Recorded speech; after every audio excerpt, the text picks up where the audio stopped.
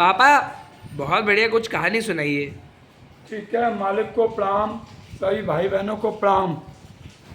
भाइयों बहनों, कहानी पूरी सुनना। जब पूरी कहानी सुनोगे तभी आनंद आता है। आधी अधूरी कहानी में आनंद नहीं आता है। आत्मा उलझन में पड़ जाती है आधी अधूरी कहानी सुन के। भाइयों बहनों, कहानी ये महाभारत के समय की है। कहानी यह है कि पांडवों ने अश्वमेध यज्ञ किया था, उसका घोड़ा छोड़ा था। उस घोड़े की निगरानी जो है अर्जुन कर रहा था। उस घोड़े की निगरानी के पीछे पीछे अर्जुन चल रहा था। घोड़ा घूमते घूमते राजा मोरध्वज की नगरी में पहुंचा। जैसे ही राजा मोरध्वज की नगरी में पहुंचा तो उसका बेटा जो है, राजा मोरध्वज का बेटा जो है खेल रहा था शिकार वगैरह और जो है घूम रहा था। उसने उस घोड़े को पकड़ लिया। घोड़े को पकड़ा और देखा, उसकी चिट्ठी पिट्ठी पढ़ के देखी और जो है घोड़ा बांध लिया। पीछे पीछे अर्जुन आया। उसने कहा, ये घोड़ा अश्वमेध यज्ञ का है, हमारा घोड़ा है, ये बच्चे से वापस कर दो। बोला, मैं तो नहीं वापस करूँगा। उस बच्चे ने वो घोड़ा वापस नहीं करा, मतलब लड़के ने, और दोनों में युद्ध छिड़ गया।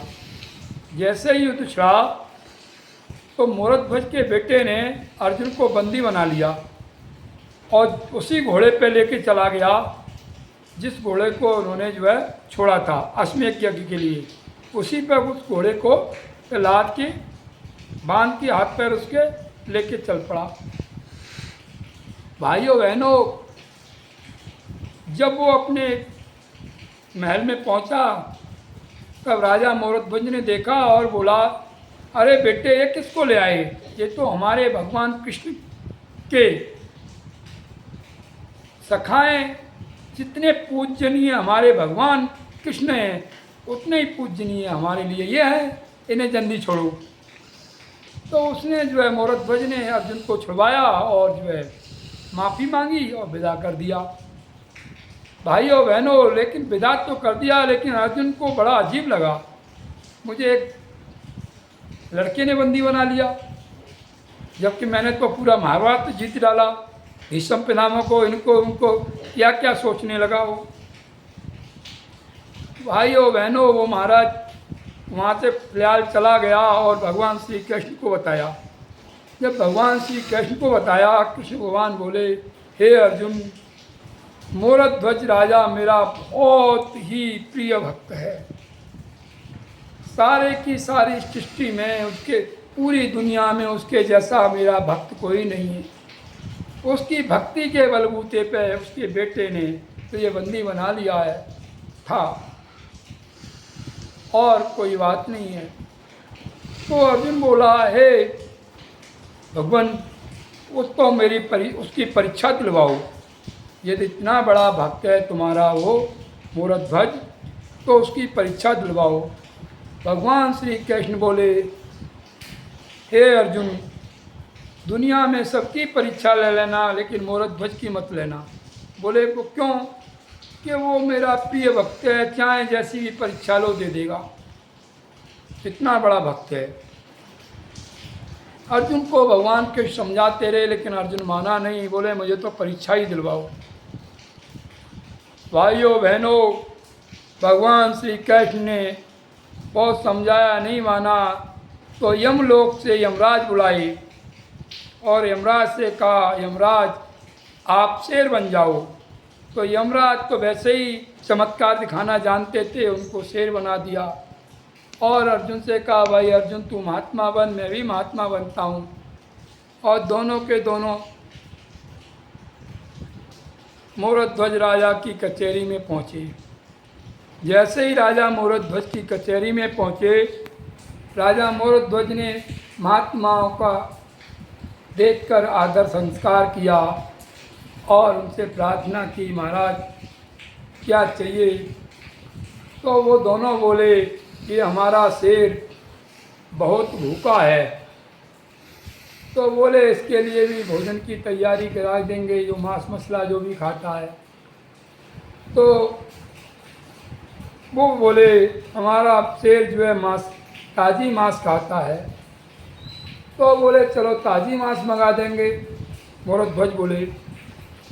तो मोरध्वज से भगवान बोले, हे मोरध्वज से बोले, हे राजन, यह तेरे बच्चे का मांस खाएगा, तेरे बेटे का मांस खाएगा। या तो तू अपने बेटे का मांस खिला, अन्यथा हम जा रहे हैं तेरे यहाँ से। तो ये श्राप देते। ये जब बात राजा मोरध्वज ने सुनी और उसने मेडिटेशन किया, ध्यान लगाया, ध्यान लगा के महसूस किया ये हैं कौन। जैसे ही ध्यान लगाया उसने पाया ये तो भगवान श्री कृष्ण हैं और साथ में यमराज हैं और दूसरा अर्जुन, तीसरे अर्जुन हैं। ये तो मेरी परीक्षा लेने आए हैं। मोरध्वज ने कहा, हे भगवान, हे महात्माओं, देखो लड़का तो बेशक मेरा है, लेकिन मेरी पत्नी का भी उस पर अधिकार है और मेरे बेटे पर अपने जीवन का अधिकार है। तो मैं निर्णय अकेला नहीं ले सकता। तो वो बोले, हे राजन, तुम निर्णय अपनी पत्नी के साथ में जाके चर्चा कर लो, बेटे के साथ जाके चर्चा कर लो। हम तुम्हारा यहीं तुम्हारी कचहरी में इंतजार करते हैं। भाइयों बहनों, मोरध्वज घर पे गया और सारी कथा सुनाई कि महात्मा के भेष में भगवान श्री कृष्ण आए हैं और साथ में यमराज हैं और अर्जुन हैं और हमारे बेटे की बलि मांग रहे हैं कि कह रहे हैं कि इस शेर को खिलाओ। रानी ने सुना तो रानी ने कहा, देखो राजन, मेरी आपकी बात अलग है, लेकिन बेटा ने कुछ अनैमानी कर दी तो क्या होगा, पहले बेटा को ही पूछ लो। तो बेटा को बुलाया। बेटा का नाम रतन कुमार था और वो आया। उससे कहा, बेटा ऐसा ऐसा है, जो है बेटा भगवान श्री कृष्ण जो है हमारे यहाँ महात्मा के रूप में आए हैं, साथ में यमराज भी आए हैं, अर्जुन को भी लाए हैं और तेरी मांग कर रहे हैं अपने शेर को खिलाने को। तो बेटा बोला, पिताजी खिला दीजिए, मुझे खिला दीजिए, ऐसी कोई बात नहीं है, मैं तैयार हूँ।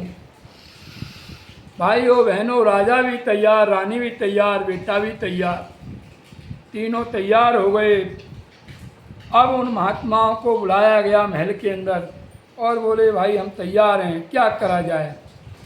तो वे दोनों महात्मा बोले, भगवान बोले कृष्ण, हे राजन, अपने बेटे को आरे से चीरो और इसकी 3 खांप करो और ध्यान रहे कि आरे से चीरते समय तुम्हें रोना नहीं है, न तुम रोओगे न तुम्हारी रानी रोएगी।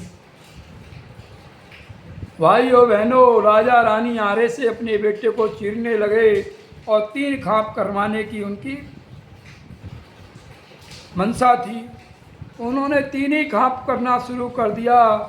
रानी की आंख से थोड़े आंसू बहने लगे। माँ माई होती है। जैसे ही रानी को रोता देखा, महात्मा उठ के खड़े हो गए, राजन हम तो जा रहे हैं, तेरी रानी रो रही है।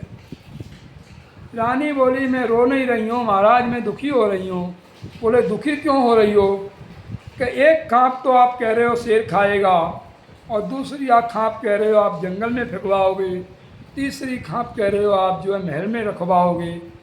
तो जो महल में रखवाओगे वो तो सड़ेगी, शेर खा जाएगा, वो तुरंत हो जाएगी।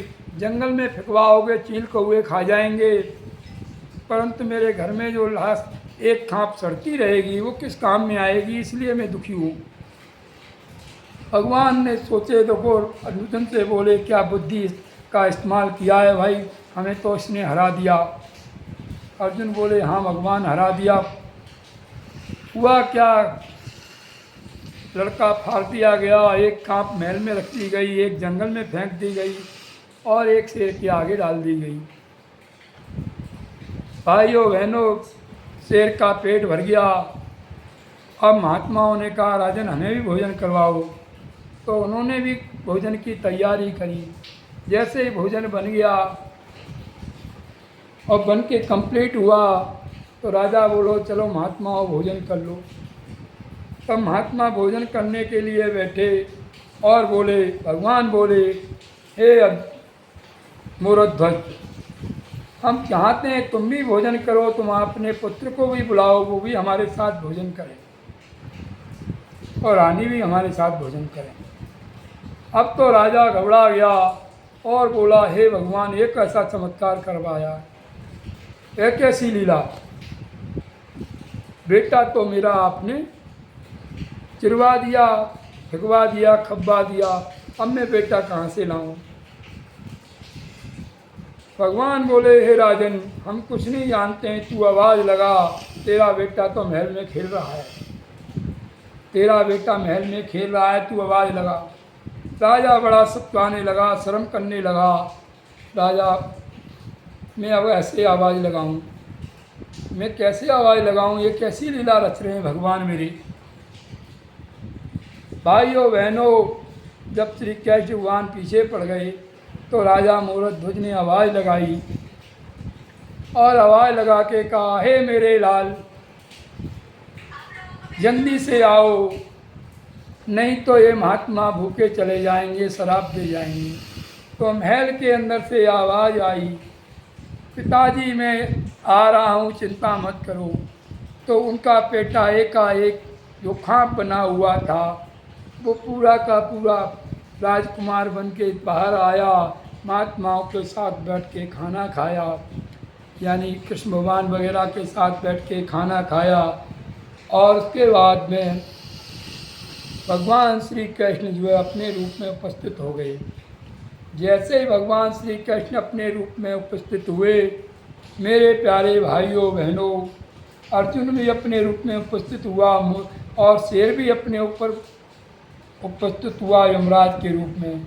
तब मोरध्वज बोला, हे भगवान श्री कृष्ण थे, हे नारायण, मैं तो आपको पहली बार में ही पहचान गया था और आपकी लीला में भागीदार बनना चाहता था, क्या करवाओगे कर रहा था, परंतु मेरी आपसे एक विनती है मेरे भगवान। भगवान बोले, बोलो राजन, क्या विनती है। बोले, हे भगवान, ये द्वापर का अंत है, आने वाला कलयुग होगा। हे अर्जुन, तुझे कलयुग में कभी आना भी पड़े तो ध्यान रहे, कभी किसी की परीक्षा मत लेना। तूने जाने अनजाने में किसी की परीक्षा ले ली तो तू बड़ा मुसीबत में फंस जाएगा। अर्जुन से मोरध्वज बोले, हे अर्जुन, बड़े मुसीबत में फंस जाओगे यदि किसी से परीक्षा ले ली तो। मैं जानता हूँ कि ये परीक्षा तुमने ही मेरे नारायण से दिलवाई है। और मोरध्वज ने हाथ जोड़ के कहा, हे मेरे प्यारे भाइयों बहनों, कहानी अच्छी लगी हो तो मेरी इस कहानी को ज़्यादा से ज़्यादा शेयर करें, क्योंकि भक्ति में भगवान हैं।